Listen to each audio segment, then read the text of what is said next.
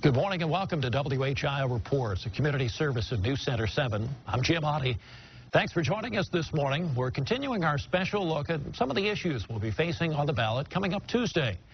Last week it was State Issue 2 on collective bargaining. This morning we'll be focusing on State Issue number 3. This one deals with the federal mandate requiring people to have health insurance. A yes vote will keep the requirement. The no vote is against it. We'll hear from Dayton Daily News State House correspondent Bill Hershey. And we have the issue covered for you from all sides today with representatives for and against this ballot issue. We'll meet them in just a minute. First, a short news story with a bit of background on the issue. Then we'll meet our guests. Take a look. The ballot issue puts the federal government's health care program before voters. The law requires you to buy health insurance by 2014 or face penalties.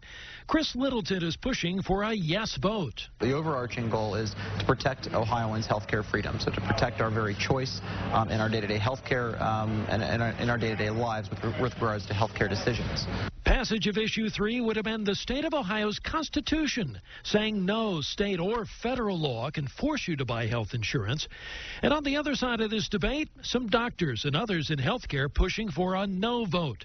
They're saying it would make sure that sick people are covered when they need it. Otherwise, they would come and have no way of paying, and sick to go to the emergency room, and you and I have to pick up the tab, and that's not very fair. The ballot won't be the only place where this issue will be decided. It'll likely be headed to the U.S. Supreme Court. Ohio and some other states have pushed for a court ruling on the constitutionality of the health care requirement. And let's meet our guest of the program this morning, Andy Rosenberger, the Clark County coordinator for the Ohio Project, Issue 3. That's the vote yes side of this debate. Representing the Vote No campaign, Janetta King, the president of Innovation Ohio. And from the Dayton Daily News, State House correspondent Bill Hershey is back. We'll be alternating back and forth between our guests. Andy, we'll start just before we begin on the issue, a little bit of background first yourself and with your organization. Okay, well, I live in Springfield, Ohio. We're out in the county. And the organization I'm representing is the Ohio Project, which was the group put together to circulate the petition and get this issue on the ballot for Ohio. So this was actually the brainchild of a number of lawyers in Columbus, and they figured that the best way to protect Ohioans would be a constitutional amendment. Janetta. My name is Janetta King, and I'm the president of Innovation Ohio, which is a public policy think tank based out of Columbus. But today I am representing the Vote No on Issue 3 coalition, and that is a coalition made up of consumers, retirees, medical professionals, other advocates, and we came together to oppose Issue 3, especially when we realized there was a lot of misinformation about Issue 3, and we really wanted to help educate Ohioans on what they're voting on. After all, it is a constitutional amendment, which is very significant and absolutely the thing we need to have a very robust debate on. Dayton Daily News State House correspondent Bill Hershey is with us this morning. He's going to be asking the majority of the questions, if not all, right to the issues. We'll give our guests at least a minute to discuss their answers. Then we'll have opportunity for about half a minute responses. Bill, you have the first question. We flipped a coin. Andy's going first. Go ahead. Yes, thank you, and it's good to talk with both of you.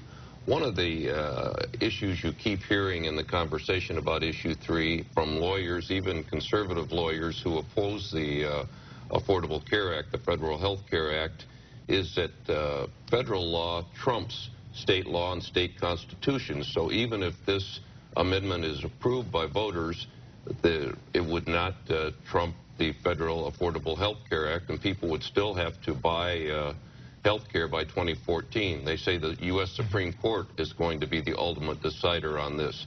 So is this just a symbolic effort in terms of the Federal Affordable Care Act and trying to repeal it as it applies to Ohio?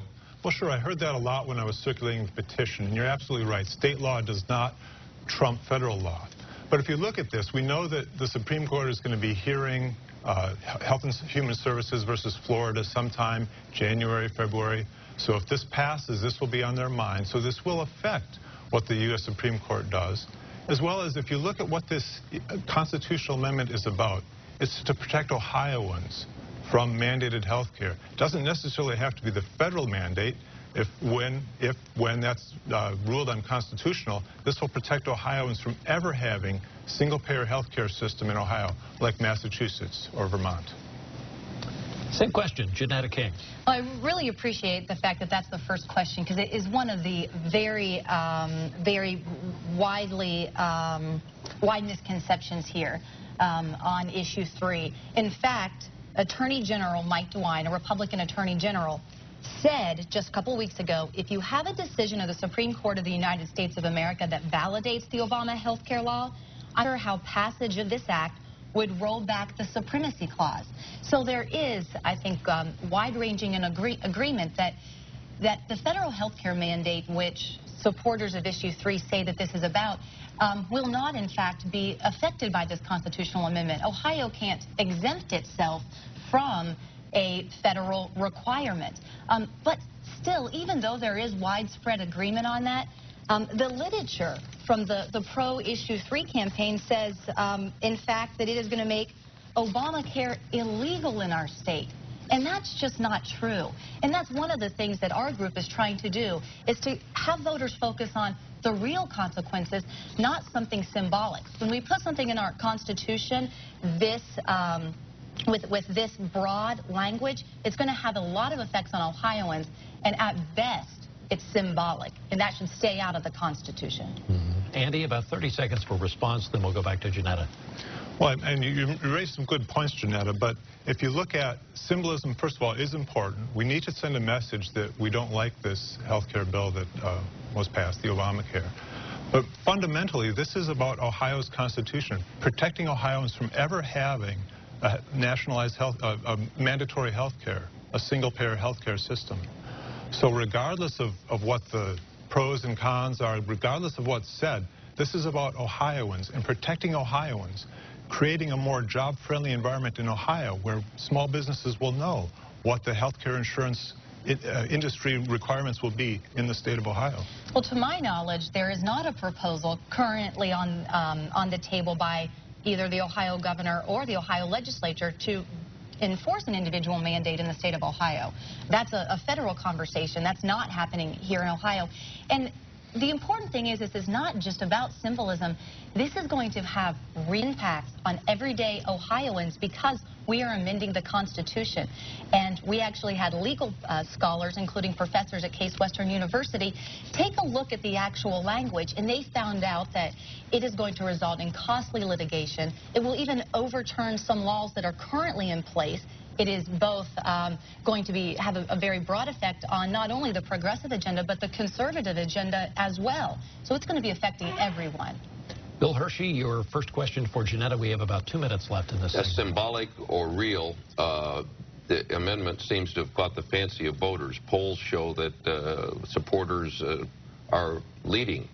And the supporters say that's because if you can force us to buy health care, you can force us to buy a car. Is this an overreach by the federal government that, and this is sort of Paul Revere sounding the alarm? Again, I think that voters are not hearing what this is about. They're hearing that it is about this so-called Obamacare, but they're not hearing the other side. I think if the question was posed to voters, would you want the state to step out of regulating health insurance companies, allowing health insurance companies to come in and being able to offer substandard plans? Because the language is so broad that it says that the state or local law or rule cannot prohibit the sale or purchase of health insurance. It also says that about health care. The state of Ohio currently says that when we go to a doctor, they can ensure that the doctor has certain accreditations. Now, if issue 3 passes, the state of Ohio wouldn't be able to add to those accreditations anymore because this broad language would tie our hands. If you asked voters that, if they wanted lawsuits for years because of the ambiguity of this, I think that they would say no. But again, it's being misrepresented as having an impact on federal health care reform. We're going to take a break. When we come back from that break, Andy, you'll have the opportunity to respond, and then responses from both as well. Then we'll go back to Bill for his next question. You're watching WHIO Reports here on News Center 7, talking about state issue number 3. Look for complete coverage here on News Center 7 and in the Dayton Daily News this weekend and through tomorrow as well. Back in just a minute. See the great selection of